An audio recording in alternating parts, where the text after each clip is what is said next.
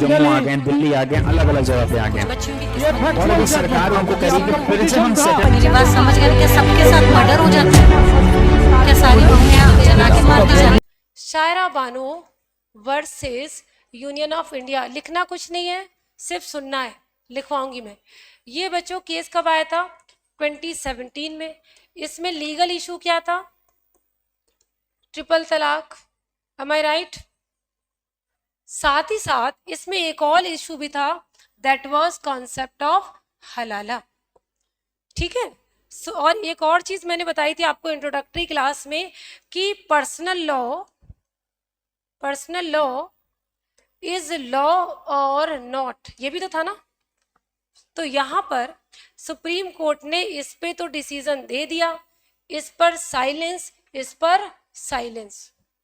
समझ रहे हो? Online Avantika, is it clear? Amit, Jitendra, Kiran, everybody, Nancy.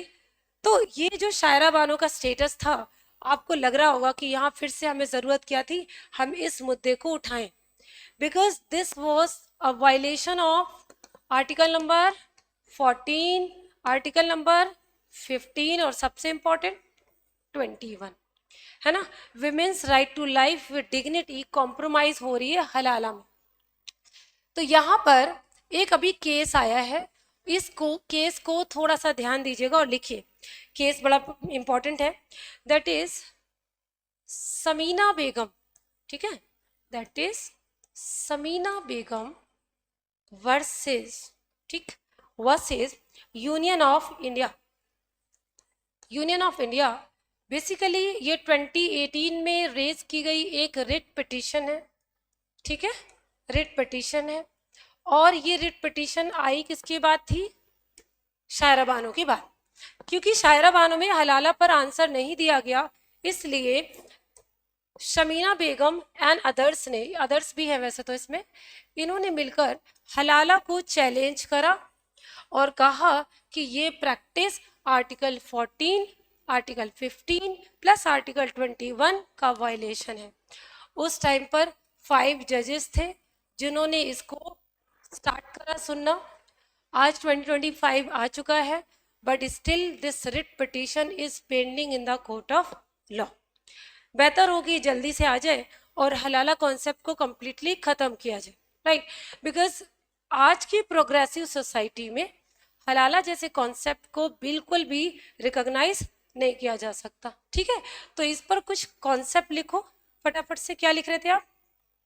आपने हलाला से चेक लगाने का लिखा है ना? हाँ, क्या लिखा है? एंड री मैरिज वॉज हलाला, ठीक है, यही से अटक गए थे। री marriage was halala, remarriage was halala, which provided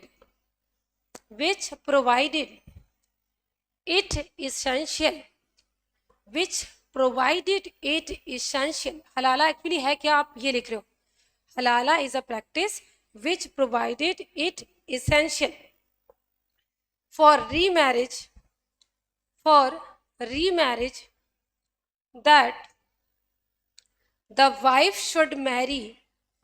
that the wife should marry, another man, the wife should marry another man, and this marriage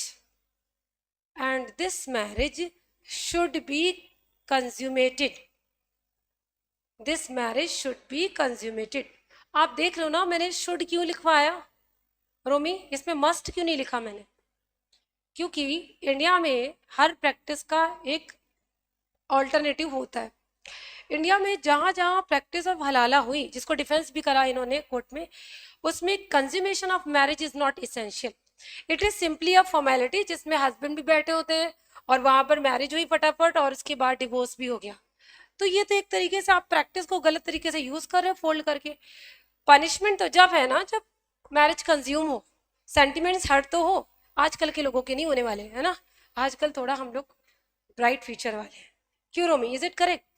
emotions कहाँ काम आते हैं। तो पर्सनल लॉ, मुझे लगता है अभी आजकल पर्सनल लॉ की बहुत सारी चीज़ें यूजलेस हो गई। बोलो, am I right? Is thinking about it, सही बोल रही हो ना? अब्यूज हो रहा है, राइट। चलो आगे लिखो। बेचारा रोमी, ये चिराग किस लिए बोल रहा है रोमी को? रोमी, तुम्हें बेचारा क्यों बोला जा रहा है? बेचारा कोई क्या? चलो रोमी लिखो, कहाँ तक पहुंचे? चलो बेचारा रोमी कहाँ पर पहुंचे? हाँ, कंज्यूमेशन ऑफ मैरिज। आगे क्या लिखवा रही थी मैं, भूल गई। सेंटेंस बनाती हूँ, माइंड में ब्रेक हो जाता है। थोड़ा आगे पीछे से बोलो।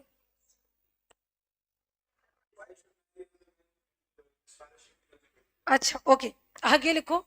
Before divorce, before divorce, before divorce, where the wife is to observe iddat, where the wife is to observe iddat, full stop। आगे लिखो, the practice of halala was criticized, the practice of halala was criticized and placed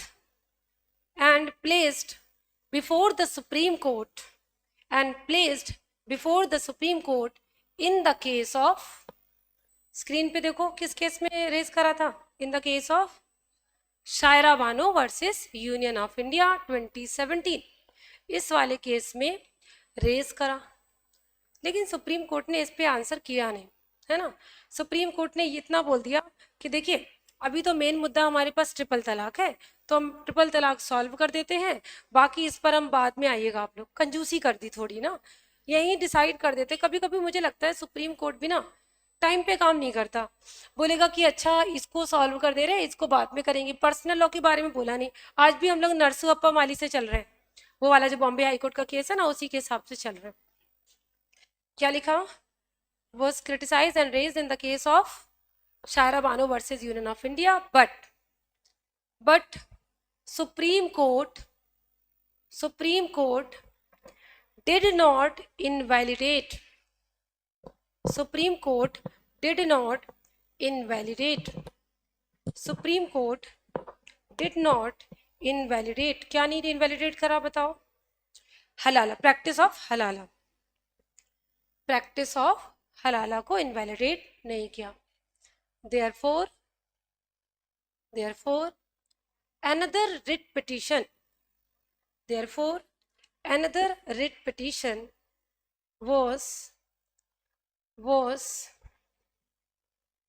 brought before the Supreme Court, was brought before the Supreme Court।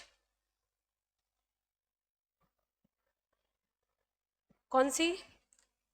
in the name of Shamina Begum and others versus Union of India 2018। इसमें justice के नाम लिख लो। Justice Indira Banerjee, जल्दी जल्दी करो, justice Indira Banerjee, 5 जजेस bench है ये। Justice Indira Banerjee, comma justice Hemant Gupta, justice Hemant Gupta. इसके बाद justice Surya Kant, justice Surya Kant, justice MM Sundaresh, justice MM Sundaresh, और एक फाइनली लिखो जस्टिस सुधांशु धुलिया, जस्टिस सुधांशु धुलिया। अच्छा, ये 5 जजेस में से मेरा क्वेश्चन है आप लोगों से, इन 5 जजेस में से 2 जजेस कौन से हैं पहचान के बताओ, जिन्होंने हिजाब कंट्रोवर्सी पे अपना स्प्लिट जजमेंट दिया था। एक ने कहा था कि विमेन की एजुकेशन में जो स्कूल में पढ़ते हैं उनको हिजाब करना ज़रूरी नहीं है। अगर आप हिजाब नहीं करते हो, अगर गवर्नमेंट कह रही है कि बिना हिजाब के पढ़ाई करो तो आप बिना हिजाब के पढ़ाई करो, ठीक है, और ये डिसिप्लिन आपको मानना पड़ेगा। और एक जज थे जो उन्होंने कहा था नहीं, वो उनका रिलीजियस राइट है, उनको हिजाब कैरी करने दो, राइट टू एजुकेशन उनका फंडामेंटल राइट है, उनको आने दो। तो एक जज ने कहा हिजाब के साथ आने दो, एक ने कहा हिजाब के बिना अगर गवर्नमेंट कह रही है तो उसमें प्रॉब्लम नहीं होनी चाहिए। जजेस के नाम मैं रिपीट कर रही हूँ, जस्टिस इंदिरा बनर्जी, ठीक है, justice Hemant Gupta, justice Surya Kant, justice MM Sundaresh and justice Sudhanshu Dhulia, ठीक है। Subscribe for more content.